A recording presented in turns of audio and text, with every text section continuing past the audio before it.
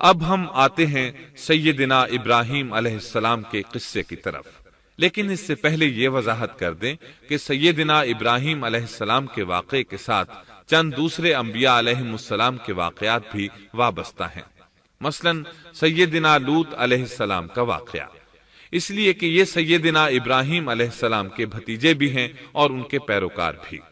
اسی طرح آپ کے صاحبزادوں سیدنا اسماعیل اور سیدنا اسحاق علیہ السلام کے واقعات ساتھ ساتھ چلتے ہیں۔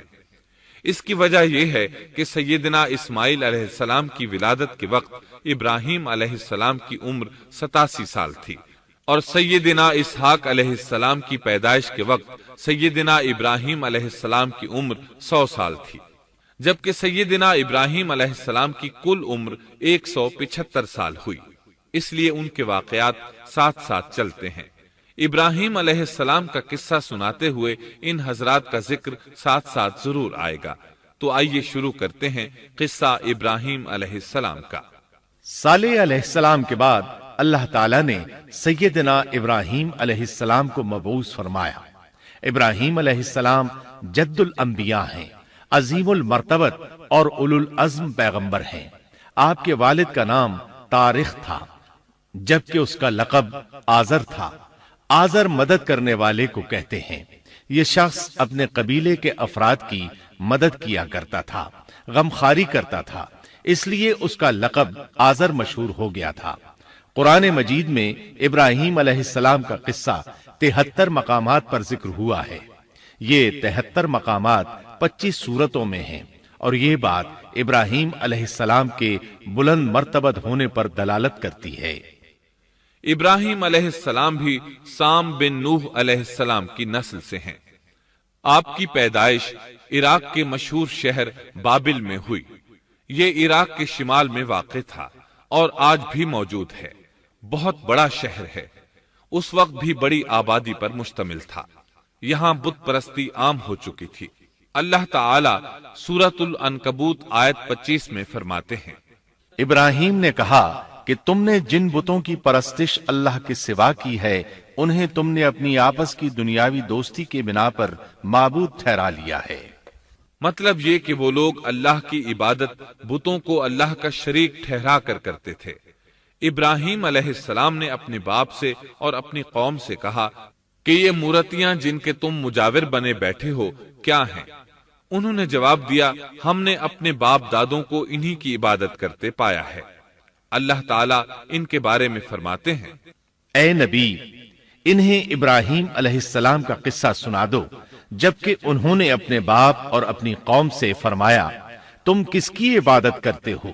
کہنے لگے، بتوں کی، ہم تو برابر ان کے مجاور بنے بیٹھے ہیں۔ ابراہیم علیہ السلام نے فرمایا، جب تم انہیں پکارتے ہو تو کیا وہ سنتے بھی ہیں یا تمہیں نفع اور نقصان پہنچا سکتے ہیں؟ انہوں نے کہا، یہ ہم کچھ نہیں جانتے، ہم نے تو اپنے باپ دادوں کو اسی طرح کرتے پایا ہے۔ مطلب یہ کہ یہ بت پرستی انہیں ورثے میں ملی تھی۔ وہ جن معبودوں کی عبادت کرتے تھے، نہ وہ ان کی پکار کو سنتے تھے، نہ ہی ان کے نفع و نقصان پر قادر تھے۔ اسی لیے ابراہیم علیہ السلام انہیں جھنجھوڑ رہے تھے، لیکن اندھی تقلید اور بشری عقل کے بیکار ہو جانے نے انہیں یہ سب سوچنے سے عاری کر دیا تھا۔ اللہ تعالیٰ نے ابراہیم علیہ السلام کی خصوصی رہنمائی فرمائی تھی، جیسا کہ سورۃ الانبیاء آیت 51 میں ہے، اور ہم نے ابراہیم کو پہلے سے ہدایت عطا فرما دی تھی اور ہم اسے جانتے تھے۔ ابراہیم علیہ السلام نے کبھی ایک لمحے کے لیے بھی بتوں کی پوجا نہیں کی تھی۔ آپ نے اپنی قوم کو بتوں کی پوجا کرتے دیکھا تو انہیں ملامت کی، ایک اللہ کی طرف دعوت دی، اور اس دعوت کی ابتدا انہوں نے اپنے باپ سے کی۔ اللہ تعالیٰ سورہ مریم میں فرماتے ہیں، اے نبی، کتاب میں ابراہیم کا ذکر کر، بے شک وہ سچا نبی تھا۔ جب اس نے اپنے باپ سے کہا، اے میرے باپ، بے شک مجھے وہ علم عطا ہوا ہے جو تمہیں حاصل نہیں، اس لیے میری اطاعت کریں، میں آپ کو سیدھا راستہ دکھاؤں گا۔ اے میرے باپ، شیطان کی عبادت نہ کریں، بے شک شیطان اللہ کا نافرمان ہے۔ ان بتوں کی عبادت گویا شیطان کی عبادت ہے، اس لیے آپ نے ان معبودوں کو شیطان سے تعبیر کیا۔ فرمایا، اے میرے باپ، بے شک مجھے خوف ہے کہ تم پر اللہ کا عذاب آئے، پھر تم شیطان کے ساتھی ہو جاؤ۔ باپ نے ان کی بات سن کر کہا، اے ابراہیم، کیا تو میرے معبودوں سے پھرا ہوا ہے؟ البتہ اگر تو باز نہ آیا تو میں تجھے سنسار کر دوں گا، اور تو مجھ سے ایک مدت تک دور ہو جا، یعنی مجھ سے اتنا دور ہو جا کہ کبھی مجھے نظر نہ آئے۔ ابراہیم علیہ السلام نے اپنے باپ پر نرمی اور مہربانی کرتے ہوئے ان سے کہا، آپ پر سلامتی ہو، میں اپنے رب سے آپ کے لیے بخشش طلب کرتا رہوں گا۔ لیکن جب بعد میں ان پر واضح ہو گیا کہ وہ تو اللہ کا دشمن ہے تو ابراہیم علیہ السلام اس سے بے تعلق ہو گئے۔ سورہ توبہ آیت 114 میں اللہ فرماتے ہیں، اور ابراہیم کا اپنے والد کے لیے بخشش طلب کرنا ایک وعدے کی وجہ سے تھا جو وہ اس سے کر چکے تھے، لیکن جب انہیں معلوم ہو گیا کہ وہ اللہ کا دشمن ہے تو اس سے بیزار ہو گئے۔ بے شک ابراہیم بڑے نرم اور تحمل والے تھے۔ کسی ایماندار کے لیے جائز نہیں کہ وہ کسی کافر کے لیے دعائے مغفرت کرے، بلکہ مومن پر حرام ہے کہ وہ کسی کافر یا عیسائی وغیرہ کے لیے مغفرت طلب کرے یا اس سے یہ کہے کہ اللہ تجھ پر رحم کرے۔ ابراہیم علیہ السلام کے والد نے انہیں دھمکی دی تھی کہ اگر تم اس دعوت سے باز نہ آئے تو میں تمہیں سنسار کر دوں گا۔ اس کے جواب میں ابراہیم علیہ السلام اپنے والد کے ساتھ انتہائی شفقت سے پیش آئے اور اس سے کہنے لگے، میں آپ کے لیے اپنے رب سے استغفار کرتا رہوں گا، اس لیے کہ آپ اپنے والد پر بے حد مہربان تھے۔ اسی لیے اللہ تعالیٰ بھی ابراہیم علیہ السلام پر بے حد مہربان تھے، اور آپ کا لقب خلیل الرحمن رکھ دیا گیا۔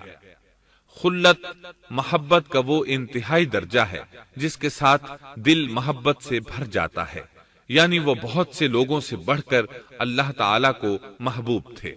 والد کے سخت جواب کے بعد ابراہیم علیہ السلام نے ان سے علیحدگی اختیار کر لی اور انہیں مخاطب کر کے فرمایا، میں تمہیں چھوڑتا ہوں اور جنہیں تم اللہ کے سوا پکارتے ہو ان کو بھی چھوڑتا ہوں، میں اپنے رب کو پکاروں گا، مجھے امید ہے میں اپنے رب کو پکار کر محروم نہیں رہوں گا۔ آپ اللہ کے پیارے اور پسندیدہ نبی تھے۔ جب آپ نے اپنی قوم کو توحید کی دعوت دی اس وقت آپ نوجوان تھے، آپ کی عمر 16 سال تھی۔ ساتھ میں آپ اس بات پر غور و فکر بھی کرتے کہ آخر یہ لوگ بتوں کی پوجا کیوں کرتے ہیں۔ آپ کا دل ان کے شرک پر بہت کوڑتا۔ آخر آپ نے مصمم ارادہ کر لیا کہ اس شر اور فساد کی جڑ کو کاٹ کر رہیں گے، یعنی ان بتوں کو توڑ کر رہیں گے۔ آپ اپنی قوم کو بتوں کو توڑ دینے کی دھمکی دیتے رہے۔ اس دھمکی کا ذکر اللہ تعالیٰ نے سورۃ الانبیاء آیت 57 میں کیا ہے، اور اللہ کی قسم میں تمہارے بتوں کا علاج کروں گا جب تم پیٹھ پھیر کر جا چکے ہوگے۔ یہ بات ابراہیم علیہ السلام نے پوشیدہ نہیں اعلانیہ کہی تھی۔ آخر انتظار کا وقت ختم ہوا، عید کا دن آ پہنچا۔ عید کے دن وہ لوگ صبح سویرے گھر سے نکلنے سے پہلے کھانا پکا کر اپنے معبودوں کے سامنے رکھتے تھے، پھر شہر سے باہر ایک میدان میں جمع ہوتے، وہاں کھیلتے کودتے خوشیاں مناتے، ناز سے چلتے پھرتے اور کھانا کھاتے۔ شام کو گھروں کی طرف آتے، صبح بتوں کے پاس جو کھانا رکھ گئے تھے اس کو اٹھاتے اور تبرک سمجھ کر کھا جاتے۔ اپنے معمول کے مطابق انہوں نے عید کی تیاری کر لی، لیکن ابراہیم علیہ السلام تیار نہ ہوئے، اس لیے کہ وہ تو ان کے ساتھ جانے کا ارادہ ہی نہیں رکھتے تھے۔ وہ لوگ جانے سے پہلے ابراہیم علیہ السلام کے پاس آئے اور کہنے لگے، کیا آپ ہمارے ساتھ نہیں جائیں گے؟ سیدنا ابراہیم علیہ السلام نے آسمان کی طرف نگاہ کی اور فرمایا، میں بیمار ہوں۔ یہ تمام واقعہ سورۃ الانبیاء آیات 51 تا 58 میں بیان ہوا ہے۔ یقیناً ہم نے ابراہیم کو پہلے سے ہدایت فرما دی تھی اور ہم اسے جانتے تھے، جبکہ اس نے اپنے باپ سے اور اپنی قوم سے کہا کہ یہ مورتیاں جن کے تم مجاور بنے بیٹھے ہو کیا ہیں؟ سب نے کہا، ہم نے اپنے باپ دادوں کو انہی کی عبادت کرتے پایا ہے۔ آپ نے فرمایا، پھر تو تم اور تمہارے باپ دادا سبھی یقیناً کھلی گمراہی میں مبتلا رہے۔ کہنے لگے، کیا آپ سچ مچ ہمارے پاس حق لائے ہیں یا یوں ہی مذاق کر رہے ہیں؟ آپ نے فرمایا نہیں نہیں، در حقیقت تم سب کا پروردگار تو وہ ہے جو آسمان و زمین کا مالک ہے، جس نے انہیں پیدا کیا ہے، میں تو ایسی بات کا گواہ اور قائل ہوں، اور اللہ کی قسم میں تمہارے ان معبودوں کا علاج تمہاری غیر موجودگی میں کروں گا۔ پس اس نے ان سب کے ٹکڑے کر دیے، البتہ صرف بڑے بت کو چھوڑ دیا، یہ اس لیے کیا کہ وہ سب اس کی طرف لوٹے۔ ابراہیم علیہ السلام نے لوگوں کے ساتھ عیدگاہ جانے سے انکار کیا اور عذر پیش کیا کہ وہ بیمار ہیں۔ وہ لوگ آپ کو چھوڑ کر چلے گئے۔ بعد میں ابراہیم علیہ السلام ان بتوں کے پاس گئے، دیکھا کہ ان کے سامنے کھانا پڑا ہے۔ چونکہ سب لوگ کھانا لائے تھے اس لیے یہ کھانا بہت زیادہ تھا، لیکن ان جھوٹے معبودوں نے اسے کھانا تو درکنار اس کو چھوا تک نہ تھا۔ ابراہیم علیہ السلام نے انہیں مخاطب کر کے کہا، یہ اتنا کھانا تمہارے سامنے پڑا ہے، تم اس کو کھاتے کیوں نہیں؟ تمہیں کیا ہو گیا کہ بات تک نہیں کرتے؟ پھر پوری قوت سے دائیں ہاتھ سے کلہاڑا مار کر ان کے ٹکڑے ٹکڑے کر دیے، لیکن بڑے بت کو چھوڑ دیا تاکہ سب اسی کی طرف رجوع کریں۔ تمام چھوٹے بتوں کو توڑ کر کلہاڑا اس بڑے بت کے کندھے پر رکھ دیا۔ مشرکین میلے سے لوٹے تو دیکھا ان کے سارے معبود اوندھے منہ ٹوٹے پھوٹے پڑے ہیں، ان کے تمام معبودوں کو توڑ دیا گیا تھا۔ وہ حیران رہ گئے کہ یہ کیسے ہو گیا، کس نے کیا؟ کہنے لگے یہ کام کس ظالم کا ہے، اس نے ہمارے معبودوں کی توہین کی ہے۔ اس وقت جن لوگوں نے ابراہیم علیہ السلام کا وہ کلام سنا تھا انہیں ان کا خیال آ گیا، کہنے لگے وہ نوجوان جس کا نام ابراہیم ہے اسے ہم نے اپنے بتوں کی مذمت کرتے سنا ہے۔ اللہ کی قدرت کہ ابراہیم علیہ السلام کا جو مقصد تھا وہ خود بخود پورا ہو رہا تھا۔ قوم کے لوگ مشورہ کر رہے تھے کہ سب کو جمع کرو اور اسے بلاؤ، پھر اسے سزا دو۔ چنانچہ تمام اہل باطل چھوٹے بڑے جمع ہو گئے، کارروائی شروع ہو گئی۔ کہنے لگے اے ابراہیم، ہمارے معبودوں کے ساتھ یہ لغو حرکت تو نے کی ہے۔ ابراہیم علیہ السلام نے جواب دیا، یہ کام تو اس بڑے بت کا ہے، مجھ سے کیوں پوچھتے ہو؟ تم اپنے معبودوں سے کیوں نہیں پوچھ لیتے کہ ان کے ٹکڑے کس نے اڑائے ہیں؟ ابراہیم علیہ السلام کا جواب سن کر وہ سب سوچ میں پڑ گئے، پھر کہنے لگے ہم نے بڑی غلطی کی، اپنے معبودوں کے پاس کسی کو حفاظت کے لیے نہیں چھوڑا۔ اس قدر واضح بات محسوس کر کے بھی وہ ظالم ایمان نہ لائے، بلکہ شیطان نے ان کے دلوں میں وسوسہ ڈالا اور انہوں نے غور و فکر کر کے کہا، اے ابراہیم، کیا تمہیں علم نہیں، یہ تو بے زبان ہیں، یہ بول نہیں سکتے۔ اب ابراہیم علیہ السلام نے فرمایا، تب پھر تم اللہ کے سوا اس چیز کی عبادت کرتے ہو جو تمہیں کچھ بھی نفع نہ دے سکے اور نہ نقصان پہنچا سکے۔ تعجب ہے تم پر اور ان پر بھی جنہیں تم اللہ کے سوا پکارتے ہو، کیا تم میں بالکل عقل نہیں؟ اس طرح ابراہیم علیہ السلام نے ان پر حقیقت خوب اچھی طرح واضح کر دی۔ ان سے فرمایا تم ان کی پوجا کرتے ہو جن کو تم خود تراشتے ہو، یعنی ان کا حال تو یہ ہے کہ تم نے ان کو خود اپنے ہاتھوں سے تراشا اور ان کی عبادت کرنے لگے، جبکہ تمہیں اور تمہاری بنائی ہوئی چیزوں کو اللہ ہی نے پیدا کیا ہے۔ ابراہیم علیہ السلام نے ایک کلہاڑے کی مدد سے ان سب بتوں کو تہس نہس کر دیا تھا۔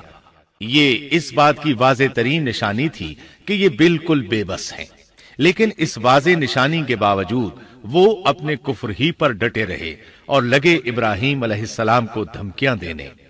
کہنے لگے اس کے لیے ایک آتش کدہ بناؤ اور اسے اس دہکتی آگ میں ڈال دو۔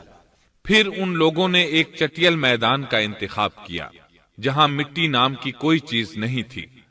اس میدان کو پتھروں کی باڑ کے ساتھ گھیر دیا گیا۔ پھر سب لوگوں کو حکم دیا گیا کہ وہ لکڑیاں جمع کر کے اس گھیری ہوئی جگہ میں رکھیں۔ چنانچہ سب لوگ لکڑیاں جمع کر کے وہاں لانے لگے، یہاں تک کہ عورتوں اور بچوں نے بھی اس کام میں بڑھ چڑھ کر حصہ لیا۔ میدان میں اتنی لکڑیاں جمع ہو گئیں کہ زمین نظر نہیں آتی تھی۔ یہ لکڑیاں زمین پر ایک اونچی دیوار محسوس ہوتی تھیں۔ پھر ان لکڑیوں کو آگ لگائی گئی۔ جب آگ کے شعلے آسمان سے باتیں کرنے لگے تو انہوں نے ابراہیم علیہ السلام کو آگ میں ڈالنے کے لیے ایک جھولا تیار کیا۔ اس میں سیدنا ابراہیم علیہ السلام کو رکھا گیا۔ اس وقت آپ نے یہ دعا پڑھی، حسبنا اللہ ونعم الوکیل. ہمیں اللہ کافی ہے اور وہی بہترین کارساز ہے. یہ کلمہ ہر محتاج اور مصیبت زدہ کو پڑھنا چاہیے. بخاری میں ہے، رسول اللہ صلی اللہ علیہ وسلم نے فرمایا، حسبنا اللہ و نعم الوکیل ابراہیم علیہ السلام نے اس وقت فرمایا تھا جب انہیں آگ میں پھینکا جانے لگا تھا. مطلب یہ کہ ہم اللہ ہی پر بھروسہ کرتے ہیں، اس کے سوا ہمارا کسی پر بھروسہ نہیں. بعض روایات میں یہ بھی ہے کہ جب ابراہیم علیہ السلام کو آگ میں ڈالا جانے لگا تو جبریل علیہ السلام آئے اور کہا، اے ابراہیم، کوئی حاجت ہے تو میں حاضر ہوں. ابراہیم علیہ السلام نے فرمایا، اگر تم اپنی مرضی سے آئے ہو تو مجھے تمہاری کوئی ضرورت نہیں. ایک دوسری روایت میں ہے کہ بارش کے فرشتے نے حاضر ہو کر کہا تھا، اے ابراہیم، مجھے حکم دیجئے میں بارش برسا کر اس آگ کو بجھا دوں. لیکن ایسی تمام روایات ضعیف ہیں. یوں بھی اللہ کا حکم ان سے پہلے کام کرنے والا تھا. اللہ تعالی سورہ انبیاء آیت 69 اور 70 میں فرماتے ہیں، ہم نے کہا اے آگ ابراہیم پر ٹھنڈی ہو جا اور سلامتی والی ہو جا. گو انہوں نے ابراہیم کا برا چاہا لیکن ہم نے انہیں ہی نقصان پانے والا کر دیا. چنانچہ جب ابراہیم علیہ السلام کو آگ میں ڈالا گیا تو وہ ٹھنڈی ہو گئی. ابن عباس رضی اللہ عنہما فرماتے ہیں، اگر اللہ تعالیٰ آگ سے یہ نہ فرماتے کہ سلامتی والی ٹھنڈی ہو جا تو وہ اس قدر سرد ہو جاتی کہ اس کی ٹھنڈک سے تکلیف محسوس ہوتی. گویا آگ بھی اللہ کے حکم کے بغیر نہیں جلا سکتی، چھری اللہ کے حکم کے بغیر نہیں کاٹ سکتی، اس لیے کہ یہ بھی اللہ کی مخلوق ہیں اور ان کی قدرت بھی اللہ کے پاس ہے. وہ چاہے تو ان کو قدرت عطا کر دے، چاہے تو قدرت واپس لے لے. آگ کو ٹھنڈا ہونے کا حکم ہوا، وہ ٹھنڈی ہو گئی. اس نے نہ ابراہیم علیہ السلام کے کپڑے جلائے، نہ جسم کے کسی حصے کو کوئی نقصان پہنچایا. صرف وہ رسیاں جلائیں جن سے آپ کو باندھا گیا تھا. سبحان اللہ. لوگ آگ کے گرد اس انتظار میں کھڑے تھے کہ جو ہی انہیں آگ میں پھینکا جائے گا وہ جل کر راکھ ہو جائیں گے. لیکن وہ یہ دیکھ کر حیران رہ گئے کہ ابراہیم علیہ السلام بڑے ناز سے آگ کے درمیان بیٹھے ہیں. بعض روایات میں ہے کہ ابراہیم علیہ السلام فرمایا کرتے تھے، مجھے ان دنوں جو راحت اور سکون حاصل تھا ویسا آگ سے نکلنے کے بعد نہیں ہوا. لوگ اس معجزے کو دیکھ کر حیرت زدہ تھے. پھر ابراہیم علیہ السلام آگ سے نکلے. اتنا بڑا معجزہ دیکھنے کے باوجود لوط علیہ السلام کے سوا کوئی شخص پورے بابل شہر سے ان پر ایمان نہ لایا. اللہ تعالیٰ فرماتے ہیں، پس ابراہیم پر لوط ایمان لائے. مطلب یہ کہ پوری بستی سے لوط علیہ السلام تھے جو آپ پر ایمان لائے تھے، باقی تمام لوگ کفر ہی پر ڈٹے رہے. ابراہیم علیہ السلام ان کا رویہ دیکھ کر نا امید ہو گئے کہ اس سے بڑھ کر یہ کون سا معجزہ دیکھنا چاہتے ہیں. ان کے بتوں کو توڑ دیا گیا. اپنی آنکھوں سے اللہ کی نشانی ان لوگوں نے دیکھی، پھر بھی یہ ایمان نہیں لائے. چنانچہ آپ نے وہاں سے ہجرت کا ارادہ فرما لیا. اس وقت بابل پر نمرود نامی بادشاہ کی حکومت تھی. کہا جاتا ہے کہ زمین کے بیشتر حصے پر اسی کی حکمرانی تھی. جب اس کے پاس یہ خبریں پہنچیں کہ ابراہیم علیہ السلام کو آگ میں ڈالا گیا لیکن آگ نے انہیں نہیں جلایا تو اس نے ابراہیم علیہ السلام کو اپنے دربار میں پیش کرنے کا حکم دیا. ابراہیم علیہ السلام کو وہاں لایا گیا. نمرود نے ان سے ان کے رب کے بارے میں سوال کیا. اللہ تعالیٰ سورۃ البقرہ آیت 258 میں فرماتے ہیں، کیا تو نے اس شخص کو نہیں دیکھا جس نے ابراہیم سے اس کے رب کے متعلق جھگڑا کیا اس لیے کہ اللہ نے اسے سلطنت دی تھی. ایک روایت میں ہے کہ 4 بادشاہوں نے زمین کے بیشتر حصے پر حکمرانی کی ہے. ان میں سے ایک نمرود ہے. نمرود اپنے وقت کا حاکم و بادشاہ تھا. ابراہیم علیہ السلام سے جب اس کی اللہ تعالیٰ کے بارے میں بات چیت ہوئی تو ابراہیم علیہ السلام نے کہا، میرا رب وہ ہے جو زندہ کرتا ہے اور مارتا ہے. جواب میں اس نے کہا، میں بھی زندہ کرتا ہوں اور مارتا ہوں. چنانچہ اس نے حکم دیا کہ جیل سے 2 آدمیوں کو لے آؤ. جیل سے 2 ایسے آدمیوں کو لایا گیا جن کے لیے سزائے موت کا فیصلہ ہو چکا تھا. اس نے ان میں سے ایک کے قتل کا حکم دیا، دوسرے کو معاف کر دیا. اس سے اس نے یہ ثابت کرنا چاہا کہ وہ بھی زندہ کر سکتا ہے اور موت دے سکتا ہے، اور کہنے لگا دیکھ لو میرے حکم سے لوگ مرتے ہیں اور میرے حکم سے انہیں زندگی ملتی ہے۔ اس کی بات سن کر ابراہیم علیہ السلام نے غور کیا کہ اگر وہ اس سے موت و حیات کے باریک فلسفے پر بحث کریں گے تو نمرود کا مقصد پورا ہو جائے گا اور میرا مقصد پورا نہیں ہو پائے گا۔ اس لیے بحث و مباحثے کی بجائے کوئی مضبوط دلیل پیش کر دی جائے تاکہ حق و باطل کے درمیان فرق واضح ہو جائے۔ چنانچہ آپ نے فرمایا بے شک اللہ سورج کو مشرق سے لاتا ہے، تو اس کو مغرب سے لے آ۔ کافر بادشاہ یہ سن کر مبہوت رہ گیا، اس کا سر جھک گیا۔ اللہ تعالیٰ فرماتے ہیں تب وہ کافر حیران رہ گیا اور اللہ نا انصافوں کو سیدھی راہ نہیں دکھاتا۔ ان تمام باتوں کے بعد نمرود کو یہ معلوم کرنے کی ضرورت نہیں رہی کہ ابراہیم علیہ السلام آگ سے کیسے نجات پا گئے، کیونکہ حقیقت اس پر آشکار ہو چکی تھی۔ وہ جان گیا تھا کہ اصل معاملہ کیا ہے۔ چنانچہ اس نے ابراہیم علیہ السلام سے کہا آپ اس ملک سے نکل جائیے، ہم آپ کو یہاں نہیں رہنے دیں گے۔ ابراہیم علیہ السلام نے عراق کو خیر بات کہا اور شام کی طرف ہجرت کر گئے۔ یہاں آ کر وہ حران نامی بستی میں مقیم ہوئے۔ اسی جگہ آپ نے اپنے چچا ہاران کی بیٹی سیدہ سارہ علیہ السلام سے شادی کی۔ اللہ تعالیٰ اس ہجرت کے بارے میں فرماتے ہیں اور ہم اسے یعنی ابراہیم اور لوط کو بچا کر اس زمین کی طرف لے آئے جس میں ہم نے جہان کے لیے برکت رکھی تھی۔ جب آپ حران کے مقام پر پہنچے تو وہیں ٹھہر گئے، وہیں رہنے لگے۔ یہاں آ کر آپ کا شمار بنو حران میں ہونے لگا۔ آپ لوگوں کو اسی شہر میں رہنے کی دعوت دیتے۔ اس شہر کے لوگ بتوں کی پوجا نہیں کرتے تھے بلکہ ستاروں کو پوجتے تھے۔ ابراہیم علیہ السلام نے جب ان کی یہ حالت دیکھی تو ارادہ کر لیا کہ ان لوگوں کو بتائیں گے کہ ستاروں کی عبادت کرنا باطل ہے۔ یہ لوگ چونکہ نجوم پرست تھے اس لیے ان کی عبادت کا وقت رات کو ہوتا تھا اور یہ لوگ رات کے وقت عبادت کرتے تھے، کیونکہ ان کے معبود یعنی ستارے رات ہی کو طلوع ہوتے ہیں۔ چنانچہ ابراہیم علیہ السلام انہیں یہ دکھانے کے لیے کہ ان چیزوں کی عبادت باطل ہے ایک دن ان کے ساتھ نکلے۔ اللہ نے آسمان کے دروازے کھول دیے تو ابراہیم علیہ السلام نے چاند، ستاروں، سیاروں اور آسمان و زمین کی سلطنت کو دیکھا۔ اللہ تعالیٰ نے ابراہیم علیہ السلام سے تمام پردے ختم کر دیے جو عام طور پر لوگوں کی آنکھوں پر ہوتے ہیں، اور انہوں نے وہ کچھ دیکھا جسے آج کی رصد گاہیں بھی نہیں دیکھ سکتی۔ اللہ تعالیٰ سورۃ الانعام آیت 75 میں فرماتے ہیں اور اسی طرح ہم نے ابراہیم کو آسمان اور زمین کی سلطنت کا مشاہدہ کرا دیا تاکہ وہ یقین کرنے والوں میں سے ہو جائے۔ بعض مفسرین نے لکھا ہے کہ یہ سب کچھ اللہ تعالیٰ نے ابراہیم علیہ السلام کو اس لیے دکھایا تھا کہ وہ ستاروں کی پرستش کرتے تھے۔ پھر اللہ تعالیٰ نے اپنی عبادت کی طرف ان کی رہنمائی فرمائی۔ جن مفسرین نے یہ بات لکھی وہ غلطی پر ہیں، کیونکہ ایک جلیل القدر رسول کے متعلق ایسا گمان کرنا کبیرہ گناہ ہے۔ آسمان اور زمین کی سلطنت اور دیگر معجزات دکھانے کے بعد اللہ تعالیٰ فرماتے ہیں آسمان اور زمین کی پیدائش یقیناً انسان کی پیدائش سے بہت بڑا کام ہے۔ اللہ تعالیٰ ایک دوسرے مقام پر فرماتے ہیں آسمان اور زمین میں بہت سی نشانیاں ہیں جن سے یہ منہ موڑ کر گزر جاتے ہیں۔ ابراہیم علیہ السلام حران شہر کے ستارہ پرستوں کو لے کر ایک رات نکلے۔ اچانک ایک ستارہ طلوع ہوا، اس کی چمک دمک بہت تھی، شکل صورت کے لحاظ سے بھی بہت خوبصورت تھا۔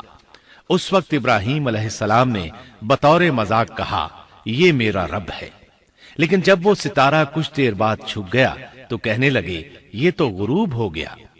یہ رب کیسے ہو سکتا ہے؟ جو چھپ جائے وہ رب نہیں ہو سکتا، پس میں تو غروب ہونے والوں کو پسند نہیں کرتا۔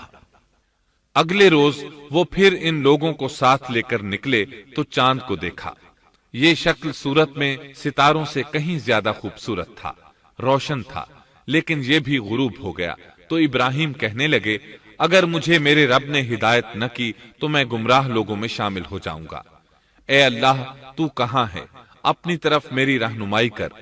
ان باتوں سے ابراہیم علیہ السلام ان لوگوں کو غور و فکر کی دعوت دے رہے تھے تاکہ وہ غور کریں، آخر رب چھپ کیسے سکتا ہے؟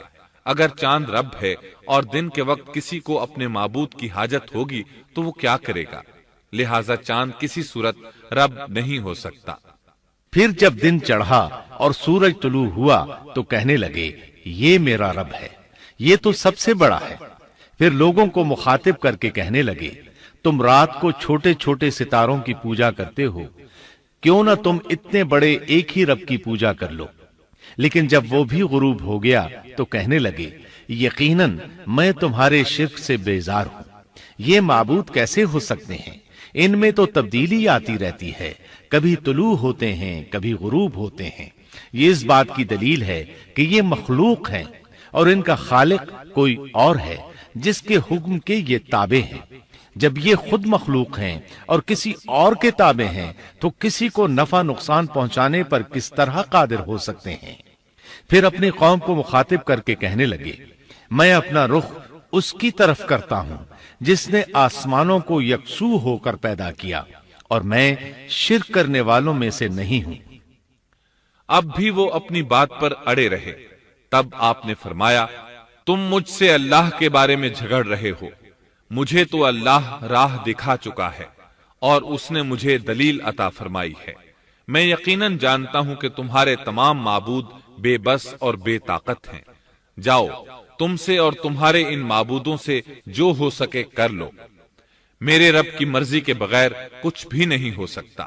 میرے رب نے ہر چیز کے علم کو اپنے گھیرے میں لے رکھا ہے، کیا پھر بھی تم نصیحت حاصل نہیں کرو گے؟ اور میں تمہارے معبودوں سے خوف کیوں کھاؤں؟ تم اللہ سے نہیں ڈرتے؟ ان کو اللہ کا شریک ٹھہرا رہے ہو، اللہ نے اس کی کوئی دلیل نازل نہیں کی۔ اگر تم میں صحیح علم ہے تو تم ہی بتلا دو کہ ہم دونوں جماعتوں میں سے امن کا زیادہ حقدار کون ہے؟ امن انہی کے لیے ہے جو ایمان لانے کے بعد دین کو شرک سے خلط ملط نہیں کرتے۔ حقیقت میں ہدایت یافتہ وہی لوگ ہیں، یہی ہمارے وہ دلائل تھے جو ہم نے ابراہیم علیہ السلام کو ان کی قوم کے مقابلے میں عطا کیے تھے، اور ہم جسے چاہیں مرتبے میں بڑھا دیں۔ بے شک تیرا رب بڑی حکمت والا ہے۔ ان لوگوں نے پھر بھی کفر ہی کیا، کوئی بھی ایمان نہ لایا۔ چنانچہ ابراہیم علیہ السلام نے ایک بار پھر ہجرت کی اور مصر جا پہنچے۔ مصر کے بادشاہ کو خبر ملی کہ ایک شخص ہجرت کر کے آیا ہے اور اس کے ساتھ ایک عورت ہے، وہ بہت زیادہ حسین و جمیل ہے۔ چنانچہ اس ظالم نے اپنے کارندوں کو بھیجا کہ اس عورت کو میرے پاس لے آؤ، ساتھ ہی اس سے پوچھنا کہ تمہارے ساتھ جو آدمی ہے وہ کون ہے، اگر وہ اس کا خاوند ہو تو اسے قتل کر دینا۔ ادھر بادشاہ نے اپنے کارندوں کو حکم دیا، ادھر اللہ نے ابراہیم علیہ السلام کی طرف وحی بھیج دی۔ انہوں نے سارا علیہ السلام سے کہا اگر وہ تجھ سے میرے بارے میں پوچھیں تو بتا دینا تم میری بہن ہو۔ پھر سارا سے بولے اے سارا، روئے زمین پر میرے اور تیرے سوا کوئی مومن نہیں، یعنی یہ کافروں کی سرزمین ہے، یہاں کوئی مومن نہیں، اس لحاظ سے تم میری دینی بہن ہو۔ پھر بادشاہ نے ابراہیم علیہ السلام کو پیش کرنے کا حکم دیا۔ اس نے آپ سے پوچھا یہ عورت کون ہے؟ آپ نے فرمایا یہ میری بہن ہے۔ اس طرح ابراہیم علیہ السلام کی زندگی میں 3 موقع ایسے آئے کہ انہوں نے اللہ کے دین کی حمایت اور مدافعت کے لیے توریہ کیا۔ توریہ کا مطلب یہ ہے کہ واقعہ کچھ اور ہو لیکن کوئی شخص کسی خاص مصلحت کی وجہ سے اسے 2 معانی والے الفاظ کے ساتھ اس انداز میں بیان کرے کہ سننے والا اس واقعہ کو نہ سمجھ سکے بلکہ اس کا ذہن خلاف واقعہ چیز کی طرف منتقل ہو جائے۔ شریعت نے بعض مخصوص حالات میں اس کی اجازت دی ہے۔ وہ 3 مواقع جہاں ابراہیم علیہ السلام نے توریہ فرمایا ان کی وضاحت کچھ اس طرح ہے۔ ایک یہ کہ آپ نے میلے پر نہ جانے کی غرض سے ان لوگوں سے کہا تھا کہ میں بیمار ہوں۔ دوسرے موقع پر یہ فرمایا تھا یہ کام اس بڑے سردار بت کا ہے۔ تیسرے سارا علیہ السلام کو دینی بہن قرار دیا۔ اس ظالم بادشاہ نے سارا علیہ السلام کو اپنی تحویل میں لے لیا۔ جب سارا علیہ السلام کو معلوم ہوا کہ وہ ایک بدکار شخص ہے تو انہوں نے اللہ تعالیٰ سے دعا کی، اے اللہ تجھے معلوم ہے میں تجھ پر اور تیرے نبی پر ایمان لائی ہوں اور اپنے جسم کو اپنے خاوند کے سوا ہر ایک سے محفوظ رکھا ہے، لہذا آپ اس کافر کو مجھ پر مسلط نہ کیجیے گا۔ چنانچہ اس کافر بادشاہ نے جب سیدہ سارہ کو پکڑنے کے لیے اپنا ہاتھ بڑھایا تو اس کا ہاتھ شل ہو گیا اور اپنی جگہ پر جم گیا۔ وہ لگا چیخ پکار کرنے، اس میں اتنی طاقت نہ رہی کہ اپنے ہاتھ کو حرکت دے سکے۔ اس کی آواز سن کر اس کے محافظ بھاگے ہوئے آئے، انہوں نے اس کے ہاتھ کو چھڑانا چاہا لیکن چھڑا نہ سکے۔ اس کی یہ حالت دیکھ کر سیدہ سارہ خوف زدہ ہو گئیں۔ انہوں نے سوچا اگر یہ مر گیا تو لوگ کہیں گے اسے میں نے قتل کیا ہے۔ چنانچہ انہوں نے اللہ سے دعا کی کہ اسے چھوڑ دیا جائے۔ اللہ تعالیٰ نے آپ کی دعا قبول کر لی، اس کا ہاتھ ٹھیک ہو گیا، لیکن وہ ظالم پھر بھی نہ ڈرا۔ اس نے ایک بار پھر آپ کی طرف ہاتھ بڑھایا، اس کا ہاتھ پھر شل ہو گیا۔ سیدہ سارہ نے پھر دعا کی، وہ دوبارہ ٹھیک ہو گیا، وہ پھر بھی باز نہ آیا۔ تیسری بار پھر اس نے ان کی طرف ہاتھ بڑھایا، اس بار بھی اس کا ہاتھ شل ہو گیا۔ اب وہ سیدہ سارہ علیہ السلام سے کہنے لگا، اب کی بار اگر تو مجھے اس مصیبت سے نجات دلائے گی تو میں تجھے چھوڑ دوں گا اور کبھی تیرے آڑے نہیں آؤں گا۔ چنانچہ سیدہ سارہ علیہ السلام نے اللہ تعالی سے دعا کی، وہ ٹھیک ہو گیا۔ تب اس نے اپنے کارندوں کو آواز دی اور ان سے بولا، تم میرے پاس کسی انسان کو نہیں بلکہ سرکش جن کو لائے ہو۔ پھر اس نے انہیں رہا کر دیا، عزت و اکرام سے رخصت کیا اور ان کی خدمت کے لیے اپنی بیٹی ہاجرہ کو ساتھ کر دیا۔ سارہ علیہ السلام واپس لوٹیں تو دیکھا کہ ابراہیم علیہ السلام نماز پڑھ رہے ہیں۔ نماز کے بعد انہوں نے پوچھا، سارہ اس نے تمہارے ساتھ کیا سلوک کیا؟ سیدہ سارہ علیہ السلام نے سارا واقعہ سنا دیا۔ سن کر آپ نے فرمایا، الحمدللہ۔ پھر بولے، اب ہم یہاں نہیں رہیں گے بلکہ واپس جائیں گے۔ چنانچہ آپ ایک بار پھر فلسطین میں آ گئے، وہیں اپنی زندگی بسر کرنے لگے۔ جب آپ فلسطین میں مستقل طور پر رہائش پذیر ہوئے تو لوط علیہ السلام بھی آپ کے ساتھ تھے۔ لوط علیہ السلام آپ کے بھتیجے تھے، ان کے والد کا نام ہاران تھا۔ یہ بچپن ہی سے سیدنا ابراہیم علیہ السلام کے زیر سایہ رہے، انہی کے ہاں پرورش پائی، اس لیے دین حق فوراً قبول کر لیا۔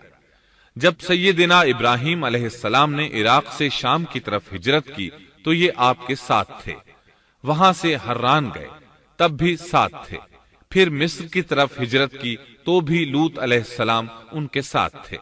آخر کار جب آپ نے مصر کو بھی خیر بات کہا اور فلسطین آ گئے تب بھی یہ ساتھ تھے۔ اب ابراہیم علیہ السلام نے لوط علیہ السلام کو حکم دیا کہ وہ بستی سدوم کی طرف چلے جائیں، اس لیے کہ اس بستی کے لوگ کفر کی انتہائی گہرائی میں جا چکے ہیں، انہیں کفر و شرک سے نکالنے کے لیے وہاں جائیں، انہیں اللہ کے احکام سنائیں، اللہ کی طرف دعوت دیں۔ چنانچہ لوط علیہ السلام تو اس طرف روانہ ہو گئے اور ادھر فلسطین میں صرف 3 مسلمان رہ گئے، ابراہیم علیہ السلام، ان کی زوجہ محترمہ سیدہ سارہ اور سیدہ ہاجرہ علیہم السلام وہیں رہائش پذیر رہے اور لوگوں کو مسلسل اللہ کی طرف دعوت دیتے رہے۔ یہاں یہ بے شمار مال و دولت کے بھی مالک بن گئے۔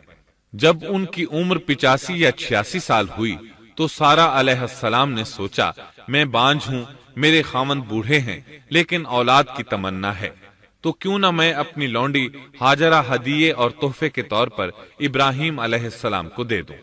چنانچہ ہاجرہ ابراہیم علیہ السلام کو مل گئیں، انہوں نے ان سے شادی کر لی۔ اللہ رب العزت نے جلد ہی ان کے بطن سے آپ کو اسماعیل علیہ السلام عطا فرمائے۔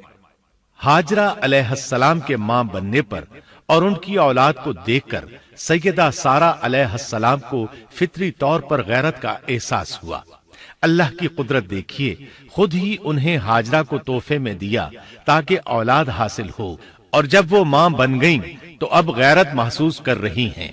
اپنی اس کیفیت سے مجبور ہو کر سیدہ سارہ نے ابراہیم علیہ السلام سے کہا، آپ مجھے اس کے ساتھ ایک جگہ پر نہ رکھیں۔ مورخین اور سیرت نگار لکھتے ہیں کہ ہاجرہ علیہ السلام ایک نطاق پہنا کرتی تھی، یعنی وہ جسم کے درمیان ایک لمبا کپڑا لٹکا لیتی تھیں تاکہ وہ کپڑا گھسٹ گھسٹ کر قدموں کے نشانات مٹا دے اور سارا کو نظر نہ آئے، کیونکہ سارا غیرت کی حد کو پہنچ چکی تھی۔ ابراہیم علیہ السلام نے جب سارا علیہ السلام کے اندر غیرت کے آثار دیکھے تو ہاجرہ کو ان کی نگاہوں سے دور کر دیا۔ ادھر اللہ کا حکم بھی نازل ہو گیا کہ اپنی بیوی ہاجرہ اور دودھ پیتے بچے اسماعیل کو ساتھ لے لیں اور مکہ کی طرف رخ کر لیں۔ ابراہیم علیہ السلام مکہ کی طرف روانہ ہوئے، یہاں تک کہ مکہ پہنچ گئے۔ یہ جگہ اس وقت بالکل ویران اور بے آباد تھی، نہ کوئی انسان تھا، نہ پانی، نہ نباتات کے آثار تھے، غرض کوئی چیز نظر نہیں آتی تھی، بس پہاڑوں کے درمیان ایک بے آب و گیاہ میدان تھا۔ یہی وہ مقدس اور تاریخی وادی تھی جہاں ابراہیم علیہ السلام اپنی زوجہ اور لخت جگر کو چھوڑ کر واپس پلٹے۔ سیدہ ہاجرہ علیہ السلام کو بہت حیرت ہوئی، انہیں یہ امید نہیں تھی کہ ان کے خاوند انہیں ایک بے آباد جگہ تنہا چھوڑ کر چل دیں گے۔ اس پر بچے کی ذمہ داری الگ تھی، چنانچہ انہوں نے ابراہیم علیہ السلام کو آواز دی، لیکن انہوں نے مڑ کر بھی نہ دیکھا۔ اب وہ ان کے پیچھے آئیں اور قریب پہنچ کر بولی، اے ابراہیم، ہمیں کہاں چھوڑے جا رہے ہو؟ یہاں نہ پانی، نہ خوراک، نہ کوئی انسان۔ ابراہیم علیہ السلام نے پھر بھی کوئی جواب نہ دیا، کوئی پریشانی بھی ظاہر نہ کی اور چلتے رہے۔ سیدہ ہاجرہ بھی آپ کے پیچھے چلتی رہیں اور پوچھتی رہیں کہ ہمیں کس کے حوالے کر کے جا رہے ہیں؟ یہاں تو کوئی بھی جاندار نہیں، مکمل طور پر بے آباد علاقہ ہے۔ لیکن انہوں نے اب بھی کوئی توجہ نہ دی۔ آخر سیدہ ہاجرہ نے کہا، کیا آپ کو اللہ نے اس کام کا حکم دیا ہے؟ اب آپ نے جواب میں فرمایا، ہاں۔ تب سیدہ ہاجرہ بولی، اگر یہ بات ہے تو اللہ تعالی ہرگز ہمیں ضائع نہیں ہونے دے گا۔ جب انسان اللہ کے احکام کو بجا لائے تو اس کے دل سے فقر و فاقے کا خوف نکل جاتا ہے اور اللہ اسے طرح طرح کے انعامات سے نوازتا ہے۔ انسان جب تک اللہ کے احکام کو بجا لاتا رہے گا تب تک اللہ کی نصرت اور اس کی تائید شامل حال رہے گی۔ چنانچہ جو ہی ہاجرہ علیہ السلام کو پتا چلا کہ انہیں تنہا چھوڑ جانا اللہ کے حکم کی بنا پر ہے تو فوراً یقین بھرے لہجے میں بولی، تب اللہ ہمیں ضائع نہیں کرے گا۔ یہ کہہ کر وہ اپنے شیر خوار بچے کی طرف پلٹ گئیں۔ خوراک اور پانی چند دن میں ختم ہو گئے، پانی کا ایک قطرہ پاس نہ رہا۔ اب پانی کی تلاش شروع کی، لیکن اپنے لیے تو درکنار، ماں کو بیٹے کے لیے بھی پانی نہ ملا نہ خوراک۔ اب بچہ لگا بھوک سے بلکنے، خوراک نہ ملنے کی وجہ سے ماں کا دودھ بھی خشک ہو گیا تھا۔ عورت کتنی بھی باحوصلہ ہو اپنے بچے کو بھوک سے بلکتے نہیں دیکھ سکتی۔ اب انہوں نے بچے کو وہیں چھوڑا اور تیزی سے قریبی پہاڑی صفا کی طرف لپکی، اوپر چڑھ کر ادھر ادھر نظر دوڑائی کہ شاید کسی طرف پانی یا خوراک نظر آ جائے یا کسی انسان کی جھلک نظر آ جائے۔ جب کچھ نظر نہ آیا تو نشیب کی طرف چلی، ساتھ میں بچے کی طرف بھی دیکھتی جاتی تھی۔ نشیب میں پہنچی تو بچہ نظروں سے اوجھل ہو گیا۔ اس پر اور بے چین ہوئی اور بلندی کی طرف دوڑی۔ اس طرح مروہ پہاڑی پر چڑھ گئیں، وہاں بھی چاروں طرف نگاہ دوڑائی لیکن کچھ نظر نہ آیا۔ خیال آیا کہ پھر کوشش کرنی چاہیے۔ اس خیال سے مروہ پہاڑی سے اتری اور صفا کی طرف چل دی۔ درمیان میں نشیب کی وجہ سے بچہ نظر نہ آیا تو دوڑنے لگی۔ اس طرح پھر صفا پر چڑھ گئیں۔ اللہ اکبر! ایک تو عورت ذات کمزور، پھر بھوک پیاس سے نڈھال، اس پر کس قدر سعی اور کوشش میں مصروف، وہ بھی اپنے بچے کے لیے۔ بہرحال بار بار کوشش کے خیال سے انہوں نے صفا اور مروہ پہاڑیوں کے درمیان 7 چکر لگائے۔ یہی وجہ ہے مسلمان عازمین حج صفا و مروہ کے درمیان سعی کرتے ہیں تاکہ اس واقعے کی یاد تازہ ہو جائے۔ جب وہ آخری مرتبہ مروہ پر پہنچی تو انہوں نے ایک آواز سنی۔ یہ آواز اسماعیل علیہ السلام کے قریب سے آئی تھی۔ انہوں نے پوری توجہ سے آواز کو سننے کی کوشش کی اور جلدی سے اسماعیل کے قریب پہنچی۔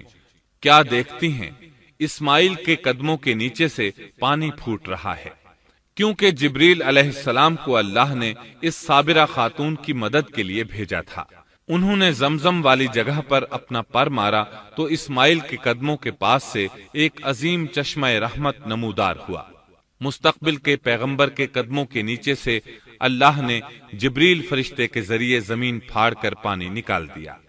یہی آب زمزم کا آغاز تھا۔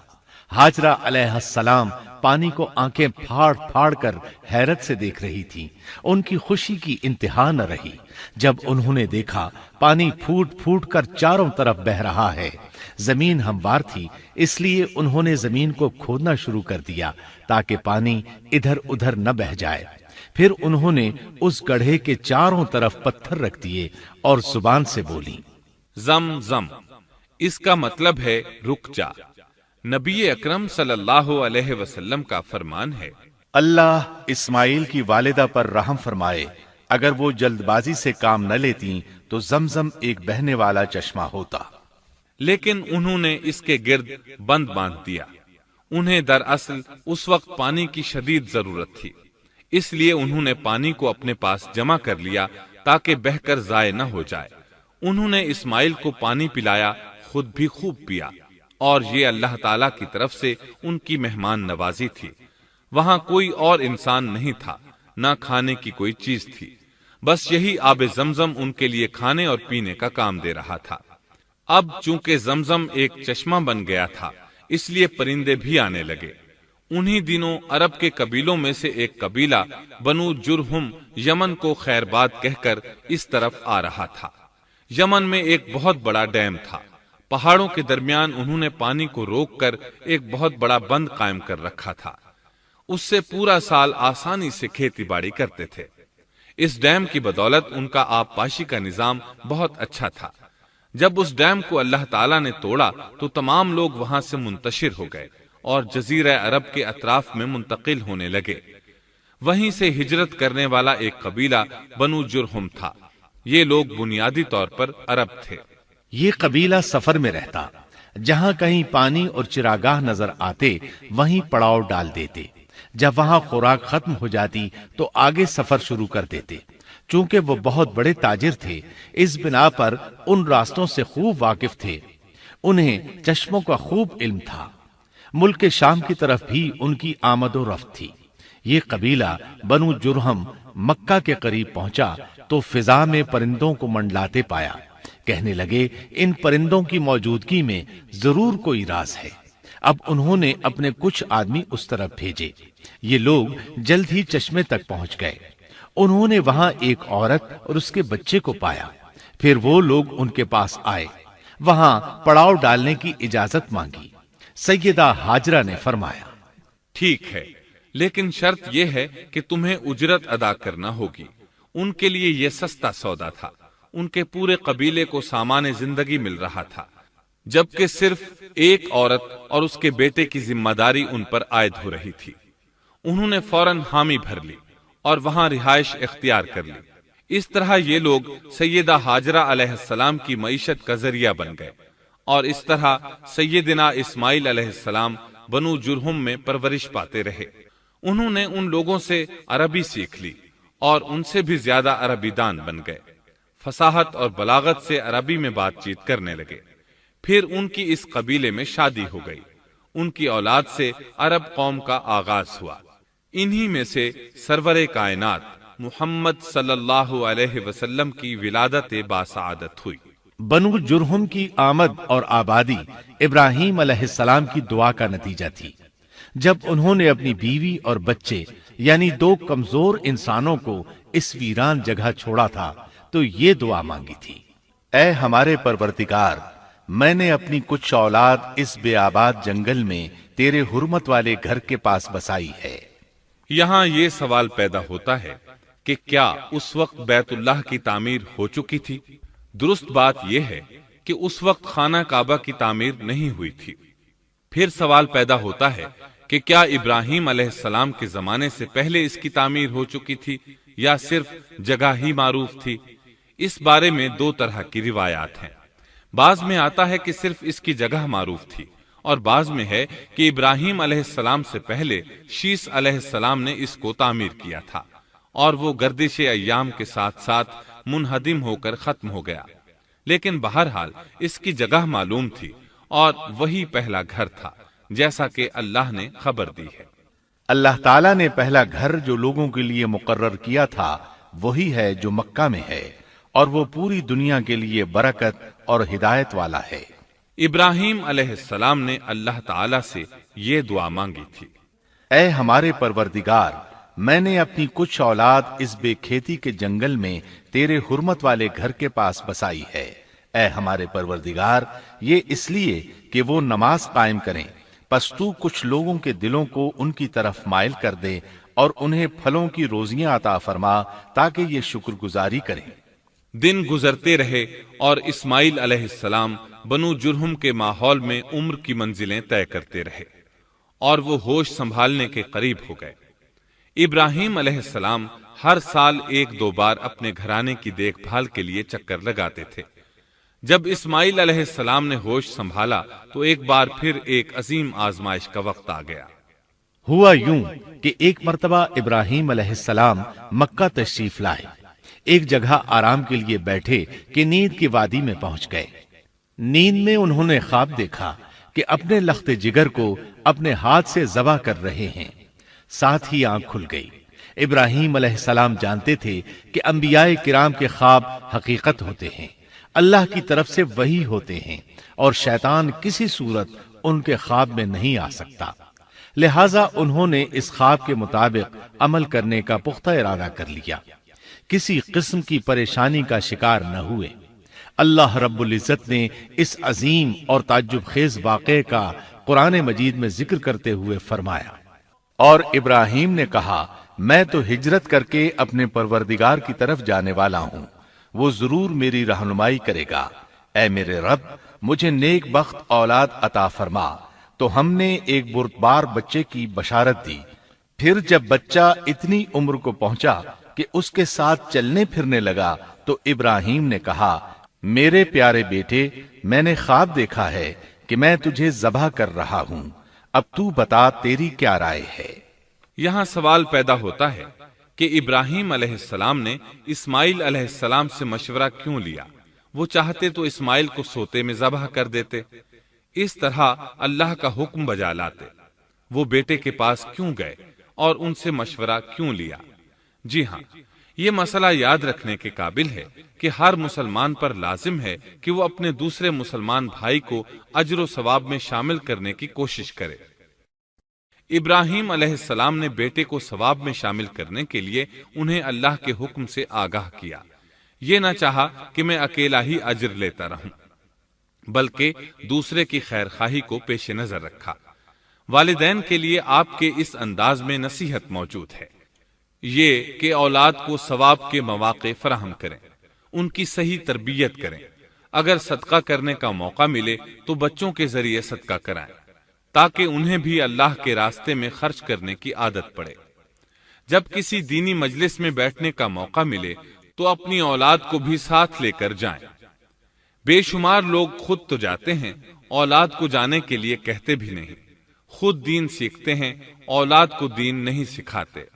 ابراہیم علیہ السلام نے اسماعیل علیہ السلام سے رائے لی۔ سبحان اللہ، انہوں نے جواب میں فرمایا، اے ابا جان، آپ کو جو حکم ملا ہے کر گزریے۔ یہ نہیں کہا کہ مجھے تو حکم نہیں ہوا، بلکہ فوراً سر تسلیم خم کر دیا، اس لیے کہ وہ جانتے تھے انبیاء کا خواب حقیقت پر مبنی ہوتا ہے، اللہ کی وحی ہوتا ہے، اس لیے بالکل پریشانی ظاہر نہ کی، یہ تک نہ پوچھا مجھے کیوں ذبح کر رہے ہیں، یا میرا کیا جرم ہے، یا آپ کے پاس کون سا صریح حکم آیا ہے۔ انہوں نے ایسی کوئی بات نہ کہی۔ اللہ کی فرما برداری اسی کو کہتے ہیں۔ چنانچہ اپنے باپ سے کہا، اے ابا جان، آپ کو جو حکم ہوا ہے اس کو کر گزریے، انشاءاللہ آپ مجھے صبر کرنے والوں میں پائیں گے۔ علماء کرام فرماتے ہیں اس جملے سے ان کا انتہائی ادب اور احترام شامل ہے، اور اس میں زبردست توکل موجود ہے۔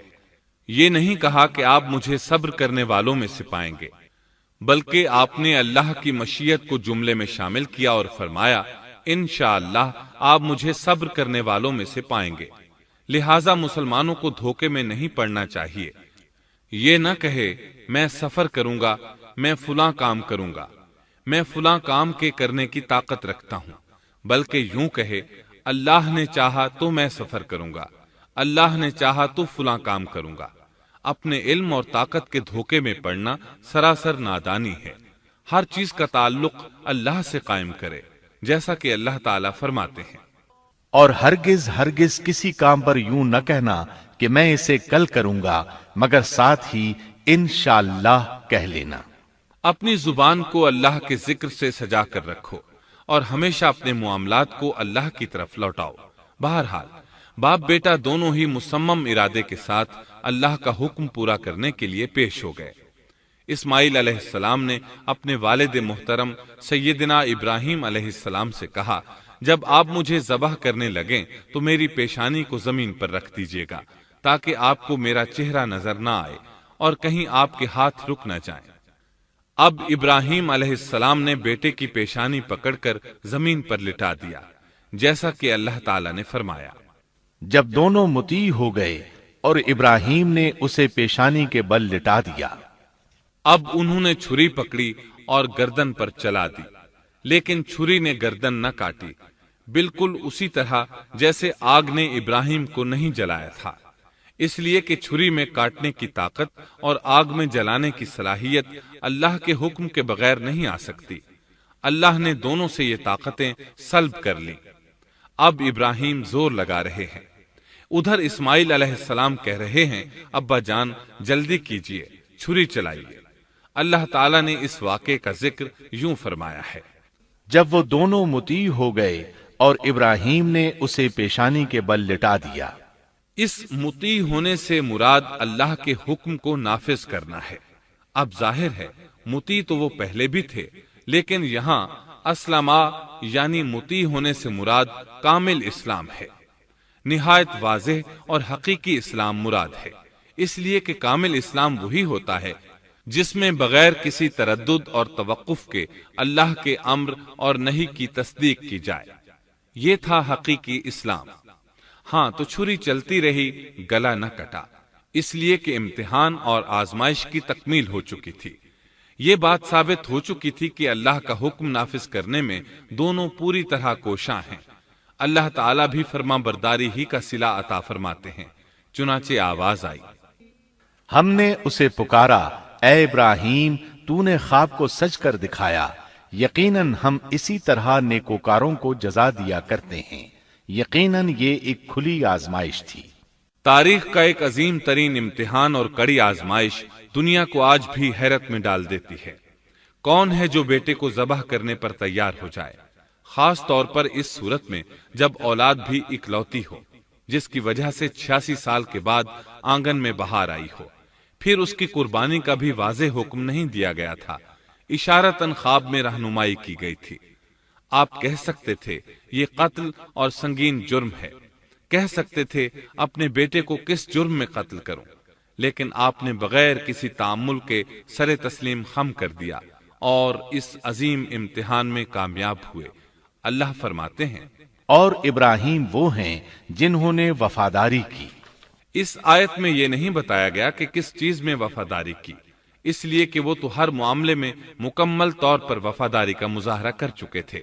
آگ میں ڈالے جانے والا معاملہ، بیوی اور بچے کو لق و دق میدان میں چھوڑ آنے کا معاملہ، پھر ذبح کا امتحان، تعمیر بیت اللہ کی مشقت، غرض ہر معاملے میں وفادار تھے، حتیٰ کہ اپنا مال اللہ کے راستے میں خرچ کرنے میں اس قدر وفادار کہ ابو زیفان کے لقب سے مشہور ہو گئے۔ اس کا معنی ہے مہمان نواز۔ کسی مہمان کو دسترخوان پر اپنے ساتھ بٹھائے بغیر ایک لقمہ نہیں کھاتے تھے، باہر نکلتے مہمان تلاش کرتے، پھر اس کے ساتھ مل کر کھانا کھاتے، مہمان نہ ملتا تو سخت غمگین ہو جاتے۔ اس طرح انہوں نے اللہ کے ہر حکم کی پاسداری کی۔ ذبح والے اس امتحان کا اللہ نے انہیں کیا صلہ دیا؟ اللہ فرماتے ہیں، ہم نے اسے عظیم ذبیحے کا بدلہ عطا کیا۔ چھری نے گلا نہ کاٹا۔ ایسے میں ابراہیم علیہ السلام نے ایک آواز سنی، آواز پیچھے سے آئی تھی۔ انہوں نے مڑ کر دیکھا، جبریل علیہ السلام نظر آئے۔ وہ آسمان سے ایک مینڈھا لے کر آئے تھے۔ دنیا کے میڈھوں میں سے نہیں بلکہ جنت کا میڈھا لائے تھے۔ سیدنا عبداللہ بن عباس رضی اللہ عنہما سے روایت ہے کہ وہ میڈھا جنت میں 40 سال تک چرتا رہا۔ سفید رنگ، کشادہ آنکھوں، خوبصورت سینگوں والا حسین و جمیل میڈھا تھا۔ بہرحال یہ ابراہیم علیہ السلام کی وفاداری کا بدلہ تھا جو اسماعیل علیہ السلام کے فدیے میں دیا گیا، اور پوری امت مسلمہ کے لیے حکم ہو گیا کہ اللہ کی رضا کے لیے قربانی اور ہدی پیش کرتے رہیں۔ کعبے کے پاس حرم الہی میں ہر سال یہ سنت ادا کی جاتی ہے، اور ان کے ساتھ ساتھ پوری زمین کے تمام خطوں پر بسنے والے مسلمان بھی اس عظیم فرمانبرداری کی علامت کے طور پر قربانیاں پیش کرتے ہیں۔ مینڈھے کے ذکر کا مطلب یہ ہے کہ ہم سنت ابراہیمی پر گامزن ہو جائیں۔ یہ میڈھا ہمیں اللہ کے لیے قربانی کا سبق دیتا ہے۔ ہمیں چاہیے سنت ابراہیمی کی اقتدا کرتے ہوئے ہم اپنی جانوں، اپنی اولاد اور اپنے مالوں کو اللہ کی راہ میں قربان کرنے کے لیے تیار ہو جائیں۔ اللہ تعالیٰ فرماتے ہیں، اور ہم نے اسے عظیم ذبیحہ عطا کیا، اور ہم نے اس کا پچھلوں میں ذکر خیر چھوڑا، سلامتی ہو ابراہیم پر۔ اسی طرح ہی ہم نیکوکاروں کو جزا دیتے ہیں، یقیناً وہ ہمارے مخلص بندوں میں سے تھا۔ اور اسی طرح اللہ فرماتے ہیں، اور ہم نے اسے نیکوکار نبی اسحاق کی ولادت کی خوشخبری سنائی۔ یہ خوشخبری فلسطین کی طرف واپس لوٹنے کے بعد سنائی گئی۔ ایک اکلوتے بیٹے کی قربانی کے لیے تیار ہو جانے کے صلے میں اور سارہ علیہ السلام کی عظمت اور تکریم کے مد نظر اللہ تعالی نے اسحاق کی خوشخبری سنا دی۔ یہ آیت ذبح کے واقعے کے بعد اللہ تعالی نے ذکر فرمائی ہے، اس لیے معلوم ہوا پچھلی آیات میں اسحاق کے علاوہ کسی اور بیٹے کا ذکر ہوا ہے، اور وہ اسماعیل علیہ السلام ہی تھے، جبکہ یہودی روایات میں اسحاق علیہ السلام کو ذبیح قرار دیا جاتا ہے۔ یہ بالکل غلط ہے۔ ذبح کے واقعے کے بعد اسحاق علیہ السلام کی بشارت مل رہی ہے، پھر بھلا وہ پیدا ہونے سے پہلے ہی ذبیح کیسے بن گئے؟ اس لیے یہ قطعی بات ہے کہ اسماعیل علیہ السلام ہی ذبیح ہیں۔ اس کے کئی اور بھی دلائل ہیں جن کے ذکر کرنے کا یہاں موقع نہیں۔ بہرحال اس عظیم آزمائش میں بے مثال کامیابی کے بعد ابراہیم علیہ السلام فلسطین آئے، اور 120 سال کی عمر میں اسحاق علیہ السلام کی بشارت ملی، جبکہ سارہ علیہ السلام کی عمر 90 سال تھی۔ ان پر بڑھاپا طاری ہو چکا تھا۔ ایسے میں 3 فرشتے آئے۔ وہ تو قوم لوط کی تباہی کے لیے آئے تھے۔ راستے میں اللہ کے حکم سے ابراہیم علیہ السلام اور ان کی اہلیہ سارہ کو خوشخبری سنائی، اور اس غرض کے لیے وہ انسانی شکل میں آئے تھے۔ ابراہیم علیہ السلام تو پہلے ہی بہت مہمان نواز تھے۔ انہیں دیکھ کر بہت خوش ہوئے کہ مہمان آ گئے۔ فرشتوں نے انہیں سلام کیا۔ ابراہیم علیہ السلام نے سلام کا جواب دیا۔ وہ حیرت زدہ تھے کہ یہ لوگ ان کی بستی کے رہنے والے تو ہیں نہیں، لیکن ان پر سفر کے نشانات بھی نہیں ہیں، جیسا کہ دور سے چل کر آنے والوں میں ہوتے ہیں۔ نہ ان کے پاس سواریاں ہیں۔ قرآن مجید میں آتا ہے، فرشتوں نے سلام کیا تو ابراہیم نے بھی سلام کیا، اور دل میں خیال کیا یہ اجنبی لوگ ہیں۔ پھر وہ اپنی مہمان نوازی کی عادت کے مطابق انہیں اندر لے آئے، ان کے لیے کھانے کا انتظام کیا۔ اللہ تعالیٰ فرماتے ہیں، ہمارے بھیجے ہوئے فرشتے ابراہیم کے پاس خوشخبری لے کر آئے تو انہوں نے سلام کیا۔ ابراہیم نے سلام کا جواب دیا اور فوراً بھنا ہوا بچڑا لے آئے، اور بچڑا بھی موٹا تھا۔ ان کے سامنے کھانا پیش کیا، لیکن وہ بھلا کب کھانے کی طرف ہاتھ بڑھانے والے تھے۔ یہ دیکھ کر ابراہیم علیہ السلام نے خوف محسوس کیا کہ کہیں یہ دشمن نہ ہو۔ اس وقت فرشتوں نے کہا، ابراہیم نہ ڈر، ہم تو قوم لوط کی طرف بھیجے گئے ہیں۔ جب انہوں نے یہ باتیں کی تو سارہ علیہ السلام پاس کھڑی تھی۔ وہ ہنسنے لگی۔ وہ خوش خبری سے پہلے کیوں ہنس پڑی؟ علماء اس بارے میں کہتے ہیں کہ جب انہوں نے سنا یہ فرشتے لوط علیہ السلام کی بستی کو تباہ کرنے جا رہے ہیں تو ان کے خاتمے کی خبر سن کر وہ ہنستی۔ اس کے بعد فرشتوں نے یہ خوشخبری سنائی، ہم نے اسے اسحاق کی پیدائش کی خوشخبری دی، اور اسحاق کے بعد یعقوب پوتے کی بھی خوشخبری دی۔ بہت جلد ہی ہم اسحاق سے تیری ویران گود کو آباد کریں گے، اور تو اپنی زندگی میں اس کے بیٹے یعقوب کو بھی دیکھ لے گی۔ اب 3 بشارتیں جمع ہو گئیں۔ بیٹا پیدا ہوگا، لمبی عمر ملے گی یعنی بیٹا جوان ہوگا، اور پھر وہ اپنے پوتے کو بھی دیکھے گی۔ اس سے بڑھ کر کیا عزت اور تکریم ہو سکتی ہے؟ اس لیے جب نبی کریم صلی اللہ علیہ وسلم سے پوچھا گیا کریم یعنی عزت والا کون ہے، تو آپ نے فرمایا کریم بن کریم بن کریم بن کریم، یعنی یوسف بن یعقوب بن اسحاق بن ابراہیم علیہ السلام۔ مطلب یہ کہ نبی بن نبی بن نبی بن نبی۔ یہ یوسف علیہ السلام کی شان ہے کہ خود بھی کریم، باپ بھی کریم، دادا بھی کریم اور پردادا بھی کریم۔ اس سے بڑھ کر عزت افزائی کیا ہو سکتی ہے؟ بہرحال فرشتوں نے انہیں خوشخبری دی۔ پھر انہوں نے ابراہیم کو ایک صاحب علم لڑکے کی بشارت دی۔ خوشخبری سن کر سیدہ سارہ حیران ہوئی، مارے حیرت کے منہ سے ہلکی سی چیخ نکل گئی۔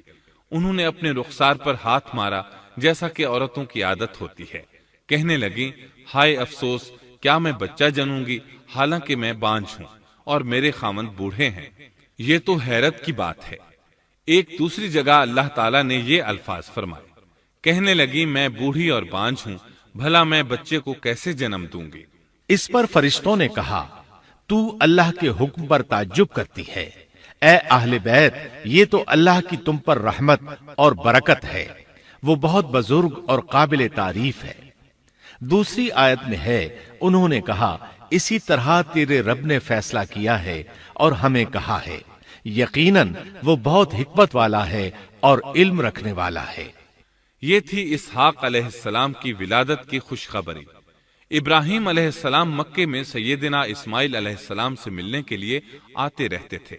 ایک روز آئے تو ان سے کہا اے میرے بیٹے، اللہ تعالیٰ نے مجھے حکم دیا ہے کہ اس مقام پر اللہ کا گھر تعمیر کرنا۔ اسماعیل علیہ السلام نے فوراً کہا میں حاضر ہوں۔ اس طرح انہوں نے کھدائی شروع کی۔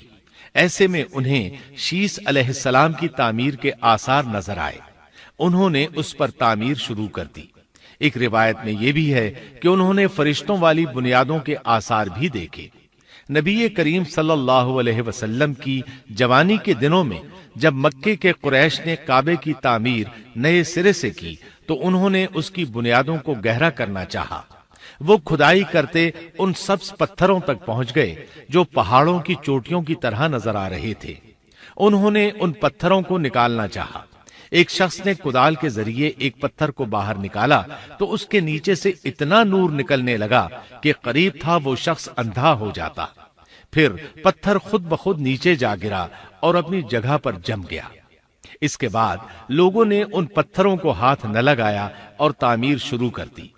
قرآن مجید میں تعمیر کعبہ اور بیت اللہ کا تذکرہ اس طرح آیا ہے، اور جب ہم نے بیت اللہ کے مکان میں ابراہیم کو جگہ دی اور فرمایا کہ میرے ساتھ شرک نہ کرنا اور میرے گھر کو طواف، قیام اور رکوع و سجود کرنے والوں کے لیے پاک رکھنا، اور فرمایا بے شک لوگوں کے لیے جو پہلا گھر تعمیر کیا گیا ہے وہ مکہ میں ہے، وہ جہان والوں کے لیے برکت اور ہدایت کا ذریعہ ہے، اس میں واضح نشانیاں ہیں، مثلا مقام ابراہیم، تو جو کوئی حرم میں داخل ہوگا وہ امن میں آ جائے گا۔ اور یاد کرو اس وقت کو جب ابراہیم کو اس کے پروردگار نے کئی باتوں کے ذریعے آزمایا، وہ ان میں پورے اترے تو اللہ نے فرمایا میں آپ کو تمام لوگوں کا امام بنا رہا ہوں۔ ابراہیم نے کہا اے میرے رب، میری اولاد میں سے بھی امام بنائیے۔ جواب میں اللہ نے فرمایا میرا امامت کا وعدہ ظالم لوگوں کے لیے نہیں ہے۔ اور اس وقت کو یاد کرو جب ہم نے بیت اللہ کو ثواب اور امن کی جگہ بنا دیا اور لوگوں نے مقام ابراہیم کو جائے نماز بنا لیا۔ ہم نے ابراہیم کو حکم دیا کہ میرے گھر کو طواف، اعتکاف، رکوع اور سجود کے لیے پاک رکھو، اور وہ وقت بھی یاد رکھو جب ابراہیم نے دعا کی اے پروردگار اس شہر کو امن والا بنا دے اور اس کے مومن بندوں کو پھلوں کا رزق عطا کر۔ اللہ تعالیٰ نے فرمایا میں کافروں کو بھی تھوڑا فائدہ دوں گا، پھر انہیں آگ کے عذاب کی طرف بے بس کر دوں گا، یہ پہنچنے کی جگہ بری ہے۔ اور وہ وقت یاد کرو جب ابراہیم اور اسماعیل بیت اللہ کی بنیادوں کو بلند کر رہے تھے اور دعا مانگ رہے تھے، اے ہمارے رب، ہماری محنت کو قبول فرما، تو دعا کو سننے والا جاننے والا ہے، اور ہمیں اپنا فرما بردار بنا، ہماری اولاد میں سے بھی ایک فرما بردار گروہ بنا، اور ہمیں عبادت کا طریقہ سکھا، اور ہم پر رجوع فرما، کیونکہ تو ہی توبہ قبول کرنے اور رحم فرمانے والا ہے۔ اے ہمارے رب، ان لوگوں میں انہی میں سے ایک رسول بھیج جو ان پر تیری آیات کی تلاوت کرے اور انہیں کتاب و حکمت سکھائے، انہیں پاک کرے، یقیناً تو غالب حکمت والا ہے۔ تعمیر کے دوران جب ابراہیم علیہ السلام اس مقام تک پہنچے جہاں آج حجر اسود ہے تو اللہ تعالیٰ نے جنت سے ایک سفید پتھر بھیجا۔ حدیث میں ہے یہ پتھر نہایت سفید تھا، اب سیاہ ہو گیا ہے۔ انسانوں کی غلطیاں اس کے سیاہ ہونے کا سبب بنی۔ جب دیواریں انسانی قد کے برابر ہو گئیں تو اسماعیل علیہ السلام ایک پتھر لے آئے۔ اب ابراہیم علیہ السلام اس پتھر پر کھڑے ہوئے، وہ ننگے پاؤں تھے۔ اسی وقت پتھر پگھل گیا، ان کے پاؤں اس کے اندر کسی قدر دھنس گئے، پتھر پر ان کے پیروں کے نشانات آ گئے۔ اسی پتھر کو آج مقام ابراہیم کہا جاتا ہے۔ پہلے یہ پتھر بیت اللہ کی دیواروں کے ساتھ رکھا گیا تھا۔ جب لوگ طواف کے لیے آتے تو سیدنا ابراہیم کے پیروں کے نشانات دیکھنے کے لیے یہاں ہجوم ہو جاتا۔ اس طرح طواف کرنے والوں کو دقت کا سامنا ہوتا۔ سیدنا عمر رضی اللہ عنہ نے صحابہ کرام کے مشورے سے اس پتھر کو اس جگہ سے قدرے ہٹا کر نماز کی صفوں کے قریب کر دیا تاکہ طواف کرنے والوں کو دقت نہ ہو۔ یہ مقام بہت مقدس ہے۔ اللہ نے فرمایا ہے، تم مقام ابراہیم کو جائے نماز مقرر کر لو۔ مقام ابراہیم کے قریب اس کے پیچھے ہو کر نماز پڑھنے کا موقع مل جائے تو لازماً وہاں 2 رکعت ادا کیا کرو۔ موقع نہ ملے تو پھر پوری مسجد حرام میں طواف سے فراغت والی 2 رکعت پڑھ لیا کرو۔ اس طرح کعبہ تعمیر ہوا۔ تب نیا حکم آیا، لوگوں میں جو استطاعت رکھے اس پر اللہ کے لیے حج بیت اللہ فرض ہے، اور جو شخص جان بوجھ کر اعراض کرے تو اللہ جہانوں سے بے نیاز ہے اور اسے اس کی کوئی پرواہ نہیں۔ ادھر ابراہیم علیہ السلام کو اللہ تعالی کی طرف سے اشارہ ہوا، لوگوں میں حج کا اعلان کر دیں۔ ابراہیم علیہ السلام کہنے لگے، اللہ، میری آواز بھلا کس کس تک پہنچے گی؟ جواب آیا، آپ کے ذمے آواز لگانا ہے، پہنچانا ہمارا کام ہے۔ چنانچہ آپ عرفات کے ایک پہاڑ پر چڑھے اور آواز لگائی، لوگو، بیت الحرام کا حج کرو۔ اللہ تعالیٰ نے معجزانہ طور پر یہ آواز تمام انسانوں تک پہنچا دی، خواہ وہ پیدا ہوئے تھے یا نہیں۔ دوسرا معجزہ یہ ہوا کہ اللہ نے بیت اللہ اور اس کے حج کی محبت لوگوں کے دلوں میں ڈال دی۔ اللہ نے فرمایا، وَأَذِّن فِي النَّاسِ بِالْحَجِّ يَأْتُوكَ رِجَالًا وَعَلَى كُلِّ ضَامِرٍ يَأْتِينَ مِن كُلِّ فَجٍّ عَمِيقٍ۔ اور آپ لوگوں میں حج کا اعلان کر دیں، وہ آپ کی طرف پیدل بھی آئیں گے اور دبلے پتلے اونٹوں پر بھی دور دور سے آئیں گے۔ اس طرح لوگ پیدل اور سوار ہو کر کثرت سے حج کے لیے آنے لگے اور یہ ویران علاقہ آباد ہونے لگا۔ یہ تھے حالات اور واقعات ابراہیم علیہ السلام کے۔ آپ نے 175 سال کی عمر میں وفات پائی۔ آپ سے پہلے سیدہ ہاجرہ علیہ السلام نے وفات پائی اور ان کی وفات سے کچھ ہی عرصہ بعد سیدہ سارہ علیہ السلام 127 سال کی عمر میں فوت ہو گئیں۔ ان دونوں کی وفات کے بعد آپ غمگین رہنے لگے۔ آخر اتنی مدت تک ساتھ رہا تھا۔ آپ خلیل الرحمن تھے، آپ پر صحیفے بھی نازل ہوئے، آپ اللہ کے بے حد شکر گزار تھے۔